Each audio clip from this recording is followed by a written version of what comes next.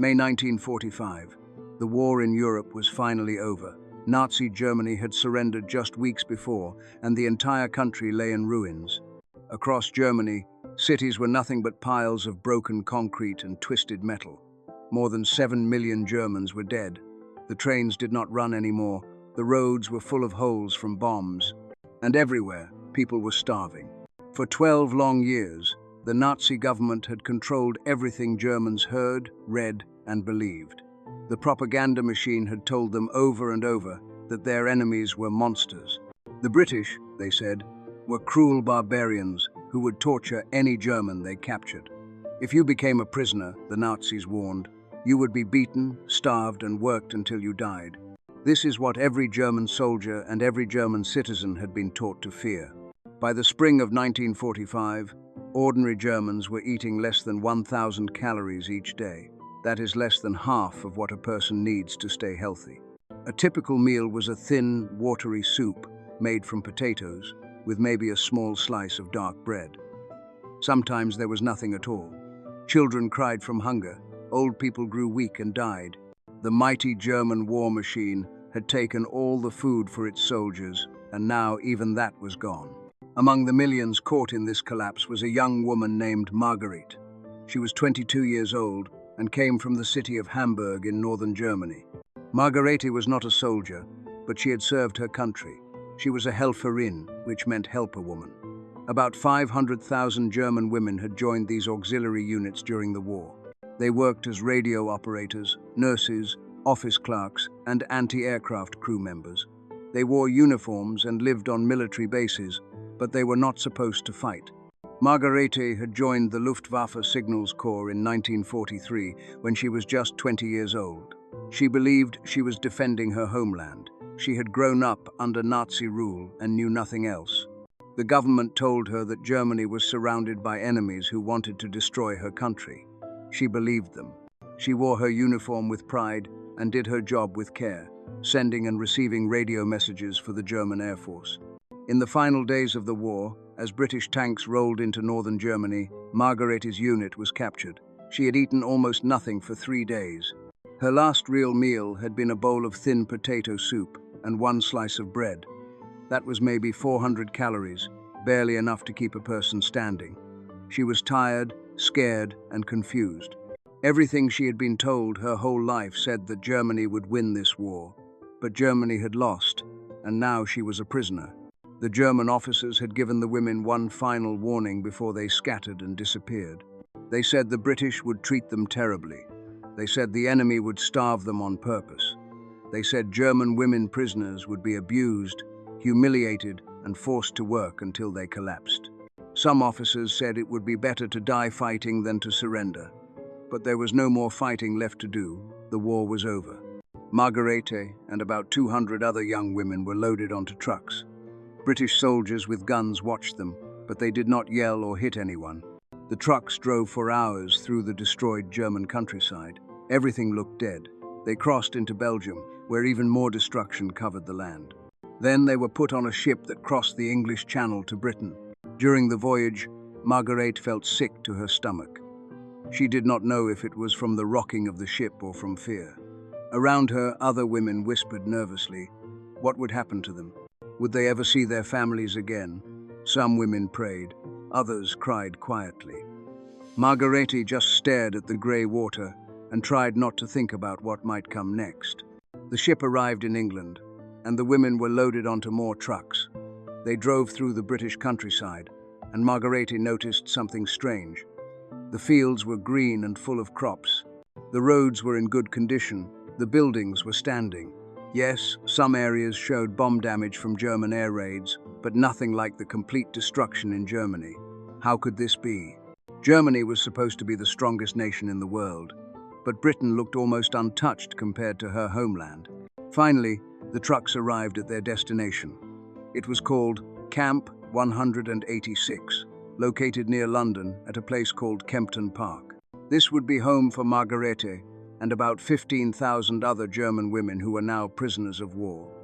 As the truck stopped and the women climbed down, Marguerite looked around at the fences, the guard towers, and the long wooden barracks. This was it. This was where the torture would begin. This was where she would starve, or so she had been told. British soldiers, both men and women, stood around the camp. Some of them were female guards, and Margarete found this surprising. They looked normal. They looked like regular people, not the monsters from the propaganda posters. One female guard even smiled slightly at the frightened German women. Why would she smile? What cruel trick was this? The women were told to line up. They would be processed, given medical checks, and assigned to barracks. Margarete's heart pounded in her chest. She was exhausted, hungry, and more afraid than she had ever been in her life. Everything she had been taught told her that terrible things were about to happen. She was a prisoner in enemy hands, and there was no escape. After the women finished their processing, a British guard told them it was time for their first meal. Margarete felt her stomach twist with fear. Here it comes, she thought. This is where they give us scraps to keep us barely alive. This is where the cruelty begins. She and the other women were led across the camp grounds toward a large building. As they got closer, Margarete noticed something that made her stop walking for a moment. There was a smell in the air. It was a smell she had not experienced in more than 2 years. It was the smell of real meat cooking. Her mind could not make sense of it. Why would the British waste real meat on prisoners? It had to be a trick. Maybe they were cooking for the guards, and the prisoners would just smell it as torture. That would make sense. That would fit with everything she had been told. The women entered the mess hall, and Margarete saw long tables with benches. The room was warm. There were lights overhead that actually worked. And at the far end, she could see a kitchen area where British workers in white aprons were moving around large pots and pans. The women were told to sit down. They obeyed, moving slowly like people in a dream. Nobody spoke. The only sounds were the scraping of benches and the shuffling of feet. Then British workers began bringing out trays of food. They placed plates in front of each woman. Margarete looked down at her plate and felt like her brain had stopped working. On the plate in front of her sat 4 ounces of roast beef. Real beef, brown and steaming, with juice running across the plate. Next to it was a serving of mashed potatoes, and she could see actual butter melting into them. There were carrots and peas, bright orange and green, vegetables that still had color and life. A thick slice of white bread sat on the side with a pat of margarine. And finally, a cup of hot tea with real sugar. Margarete just stared. She could not move. She could not think. This was more food than she had seen in 3 days, maybe more than she had seen in a week. The meal in front of her contained about 1,800 calories. That was more than most Germans were eating in an entire day. Around her, something strange began to happen. One woman started to cry, then another, then another. Soon, soft sobbing filled the mess hall. Some women sat frozen like Marguerite, unable to touch their food. Others picked up their forks but then put them down again, too scared to eat. One woman near Margarete whispered to her neighbor, "It must be poisoned. They are going to poison us." Another woman said quietly, "No, they are fattening us up first. Then they will kill us when we are stronger." The British guards standing around the edges of the room looked confused. They had no idea why the German prisoners were crying over dinner. One young British soldier looked at a female guard and shrugged his shoulders as if to say, "What did we do wrong?" The female guard just shook her head. To them, this was a normal prisoner meal, nothing special, nothing unusual. But to the German women, it was impossible to believe. Slowly, carefully, Margarete picked up her fork. Her hand was shaking. She cut a small piece of the roast beef and put it in her mouth. The taste exploded across her tongue. Beef, actual protein, fat and salt and flavor. She had forgotten what this felt like. Tears ran down her cheeks as she chewed. She did not wipe them away. She just kept eating, slowly, afraid that if she ate too fast, the food would disappear or someone would take it away. Around her, other women began to eat too, many of them crying as they did. After the meal, the women were taken to see the camp doctor. Margarete expected a quick, rough examination, maybe no examination at all. Instead, she found herself in a clean medical room with real equipment. A British doctor, speaking through a translator, asked her questions about her health. He checked her weight, her teeth, her eyes. He gave her vitamins because she was clearly suffering from malnutrition. There was real medicine here, not the watered-down supplies that Germany had been using at the end of the war. The doctor was professional and calm. He treated her like a patient, not like an enemy. Next came the barracks assignment. Margarete was led to a long wooden building that would be her new home. Inside, she found rows of real beds. Not piles of straw on the floor, but actual beds with mattresses. Each bed had 2 blankets, 2. The building had heat coming from radiators along the walls. There was electric light. At the end of the building was a bathroom with running water, toilets that flushed, and sinks. A British worker handed Margarete a small bag. Inside was a bar of soap. Real soap that smelled clean, not the fake stuff made from clay that Germany had been producing. There was also a toothbrush, tooth powder, and sanitary products for women. These were things Margarete had not seen in years. She sat on her assigned bed, holding the bar of soap in her hands. Her mind was racing. None of this made sense. The British were supposed to be monsters. They were supposed to starve prisoners and treat them like animals. That is what she had been told every single day for 12 years.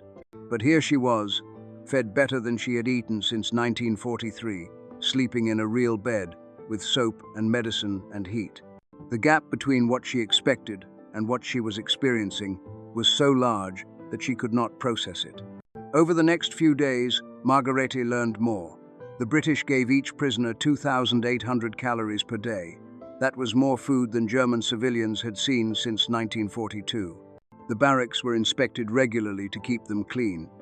There was a schedule for everything: meals, work assignments, even recreation time. The British female guards were not cruel. They were just women doing their jobs. Some were friendly, some were cold and distant, but none of them were the sadistic torturers from the propaganda films. Margarete lay in her bed at night, warm under 2 blankets, her stomach full for the first time in years. But a terrible thought began to grow in her mind. If the British were not the monsters she had been told about, then what else was a lie? What else had the Nazi government told her that was not true? The question scared her more than anything else. Because if everything she believed was false, then who was she? What had she been fighting for? The food, the beds, the kindness, it was all starting to crack something deep inside her, something she had built her whole life on, and she did not know if she was ready for it to break. 7 months passed. It was now December 1945, and Margarete had been a prisoner in Britain since May. The days had fallen into a pattern. Wake up, eat breakfast, do assigned work, eat lunch, more work, eat dinner, sleep. The food never stopped. Every single day, 3 meals. Every single day, more calories than she used to eat in 2 days back in Germany. She had gained weight. Her face was not so thin anymore. Her arms had strength again. She was healthy, and this fact troubled her more than she wanted to admit. The camp leaders announced that there would be a special Christmas dinner for all the prisoners. Margarete did not know what to expect. Christmas in Germany during the war had become a sad, quiet time. There were no presents, little food, and always the fear of bombs falling. But the British seemed to take Christmas seriously. For days, the kitchen staff had been preparing something big. The mess hall was decorated with paper chains and pine branches. Someone had even put up a small Christmas tree. On Christmas Day, the women were told to gather in the mess hall. When Margarete walked in, she stopped and stared. The tables were set with real plates, not the usual metal trays. There were cups for drinks and actual silverware. The smell coming from the kitchen was rich and wonderful. It smelled like a Christmas from before the war, from when she was a child and life was normal. Then the food came out. British officers, not just workers but actual officers, carried the trays and served the German prisoners themselves. On each plate was a piece of roast chicken, golden brown and steaming. There were roasted potatoes, crispy on the outside and soft inside, Brussels sprouts, cooked with butter. And then, something Margarete had not tasted in 6 years, Christmas pudding with thick custard poured over the top. There was real coffee, not the fake coffee made from burned grain that Germany had been drinking. Real coffee, with real sugar and real cream. A British chaplain stood at the front of the room. He spoke in German, slowly and clearly so everyone could understand. He said a simple blessing. Peace on earth, he said, goodwill to all people. May this meal remind us that we are all human and that even in the darkest times we can show kindness to one another. Then he sat down and everyone began to eat. Margarete cut into her chicken and put a piece in her mouth. It was tender and full of flavor. She ate the potatoes, the vegetables, the pudding. She drank the coffee and felt the warmth spread through her body. But with each bite, something inside her was breaking. She thought about her brother, Klaus. He had been a soldier on the Eastern Front. He died in 1943, fighting against the Soviet army. He was 19 years old. She thought about all the British soldiers who had died fighting against Germany. Young men, just like Klaus, who never came home to their families. And yet here were the British, the people whose sons and brothers and fathers Germany had killed, serving Christmas dinner to German prisoners. Serving it themselves, with their own hands, as if the German women were guests instead of enemies. This made no sense. None of it made any sense at all. Margarete felt something crack inside her mind. It was like a wall breaking, and behind that wall was a truth she had been hiding from for months. She had been told her whole life that Germans were the master race, that they were better than everyone else, that they were superior, stronger, smarter, more deserving. The Nazi government had repeated this message every single day through radio, newspapers, schools, and speeches. She had believed it because she knew nothing else. But if Germans were truly superior, why were they the ones who had lost? Why was Germany destroyed while Britain still stood? Why were the British, the people Germany had tried to conquer, the ones showing mercy and kindness?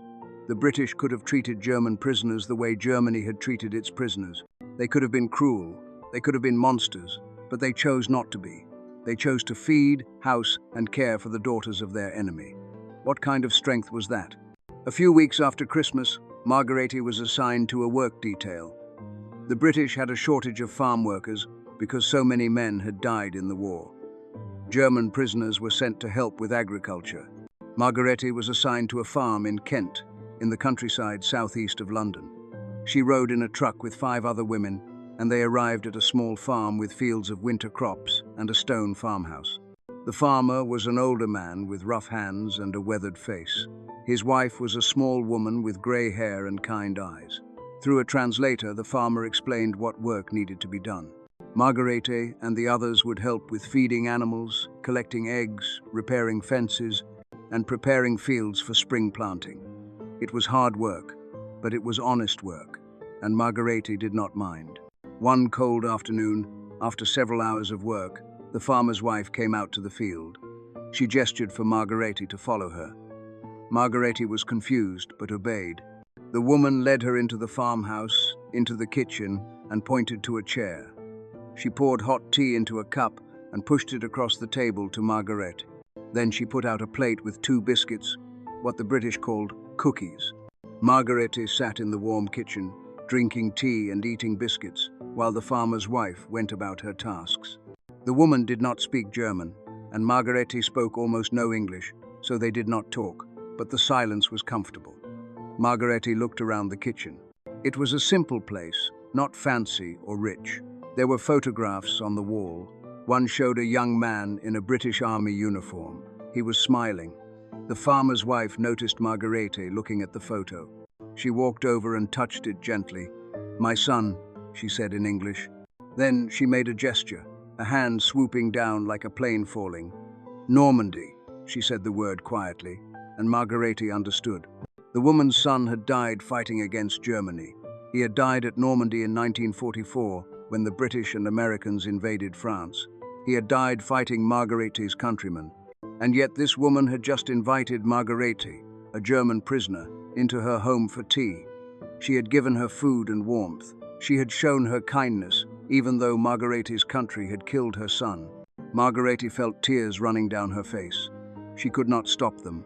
The farmer's wife came over and put a hand on her shoulder. She did not say anything.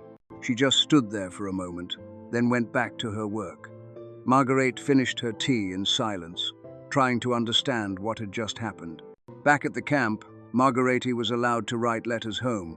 All letters were read by British censors to make sure prisoners were not sending secret information, but personal letters were allowed. Margarete wrote to her mother in Hamburg. She tried to explain what life was like in the prison camp. "Mutti," she wrote, "they are feeding us. We have real beds. We have soap and medicine. They are not monsters like we were told. I do not understand it, but they are treating us like human beings." The camp also offered education programs. British teachers came to teach the prisoners about democracy, about how government could work without a dictator. They showed newspapers that told the truth about the war, not propaganda. And then one day, they showed films. Newsreel films from when the British and American armies had entered the concentration camps in Germany and Poland. Films of Bergen-Belsen, of Dachau, of Buchenwald. Margarete watched the screen in horror. Piles of dead bodies, living skeletons barely able to stand, mass graves, gas chambers, torture rooms. The British narrator explained that these were camps built by Germany, camps where millions of innocent people had been murdered. Jews, political prisoners, disabled people, anyone the Nazis considered unworthy of life. This is what had been done in Germany's name. This is what her government had created. Some women in the audience cried, some covered their faces, some refused to believe it and said the films were fake, but Margarete knew, deep in her heart, that it was real. Everything made sense now. The British treated German prisoners with dignity, not because they were weak, but because they were strong enough to choose mercy. Germany had treated its prisoners with cruelty because it was built on hate and lies. The whole system, everything she had believed in, was rotten from the very beginning. That night, Margarete lay in her bed, unable to sleep. Her whole world had turned upside down. She was not who she thought she was. Her country was not what she had been told. And the people she had feared were the ones who had shown her what real strength looked like. October 1946. After 17 months as a prisoner in Britain, Margarete was going home. The war had been over for more than a year, and now the British were sending German prisoners back to their country. Margarete stood in line with hundreds of other women, waiting to board the ships that would take them across the channel. She had mixed feelings. Part of her wanted desperately to see her mother and her home city of Hamburg, but another part of her was afraid of what she would find. She had transformed during her time in the camp. Her body had changed, she had gained 15 pounds of healthy weight, but her mind had shifted even more dramatically. She no longer believed the things she had believed when she was captured. The world looked different to her now. She understood things she had never understood before, and she knew that going home would be hard because Germany had not changed with her. Germany was still broken, still hungry, still trying to figure out what had happened and why. Before boarding the ship, each woman was given a care package from the Red Cross. Inside the brown paper package, Margarete found tea, sugar, chocolate, a bar of soap, and a pack of cigarettes. These things were worth more than money in post-war Germany. People would trade almost anything for cigarettes or chocolate. The soap alone was a treasure. Margarete held the package carefully, knowing it might help her family survive for a few extra weeks. The ship voyage back across the English Channel was different from the trip that had brought her to Britain. Then, she had been terrified and starving. Now, she was healthy and clear-headed, but deeply troubled. She stood on the deck and watched the white cliffs of Dover fade into the distance. Britain had been her prison, but it had also been the place where her eyes were opened. She would never forget what she had learned there. The ship landed in Belgium, and from there the women were put on trains heading into Germany. As the train crossed the border, Margarete pressed her face to the window and looked out at her homeland. What she saw made her heart sink. Everything was destroyed. Towns were nothing but rubble. Factories were burned out shells. Bridges were blown up. Fields were empty and abandoned. Everywhere she looked, she saw destruction and despair. This was what was left of the great German Empire that was supposed to last 1,000 years. It had lasted 12 years and then collapsed into dust. The train moved slowly because so many tracks were damaged. It took 2 full days to reach Hamburg. When Margarete finally stepped off the train at Hamburg station, she almost did not recognize her city. 70% of Hamburg had been destroyed by British and American bombing raids. Whole neighborhoods were gone. The beautiful old buildings were rubble. The harbor was full of sunken ships. Mountains of broken brick and concrete lined every street. Margarete walked through the ruins carrying her small bag and her Red Cross package. She passed people who looked like ghosts, thin and grey and hopeless. Children with hollow eyes watched her from doorways. Old women picked through piles of rubble looking for anything useful. Nobody smiled, nobody laughed. This was a dead city trying to pretend it was still alive. She found the street where her family's apartment building had stood, but the building was gone. Just a pile of broken stones remained. Margarete felt panic rising in her chest. Where was her mother? Was she even alive? A neighbor recognized her and came over.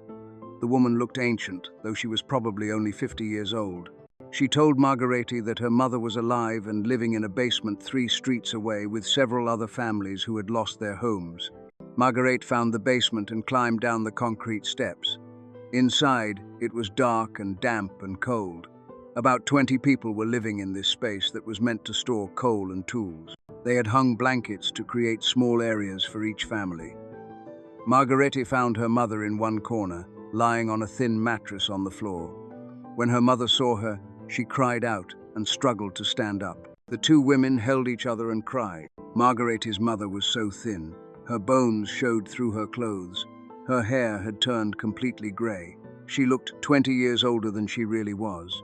She told Margarete that she was surviving on about 1,200 calories a day from Allied relief rations. The British and Americans were sending food to keep Germans from starving completely, but it was barely enough. There was no meat, little bread, no sugar, no coffee. People ate watery soup and were grateful to have it. Margarete opened her Red Cross package and gave everything to her mother except 1 bar of chocolate, which she insisted they share right then. Her mother bit into the chocolate and closed her eyes. She had not tasted chocolate in 4 years. Margarete watched her mother eat and felt a terrible sadness. She had been eating better as a prisoner in Britain than her own mother had been eating as a free citizen in Germany. The contrast was so sharp it hurt to think about. Over the next few weeks, Margarete tried to adjust to life in ruined Hamburg. She found work clearing rubble, which all citizens were required to do. She stood in long lines for ration cards. She slept in the cold basement and tried not to think about the warm barracks in Britain, but most of all, she talked. She told her mother and the other families living in the basement about her time as a prisoner. She told them about the food, the beds, the medical care, the kindness. At first, people did not believe her. They thought she was exaggerating or had been tricked somehow. But as more and more prisoners returned from Britain with the same stories, people began to understand. Thousands of German women came home with stories like Margarete's. They had been treated with basic human dignity by the people they had been taught to hate. This changed how many Germans thought about the war and about their own government. If the British, who had every reason to be cruel, chose to be kind instead, then what did that say about the Nazi government that had been cruel to everyone? The returning prisoners became living proof that everything the Nazis had taught was a lie.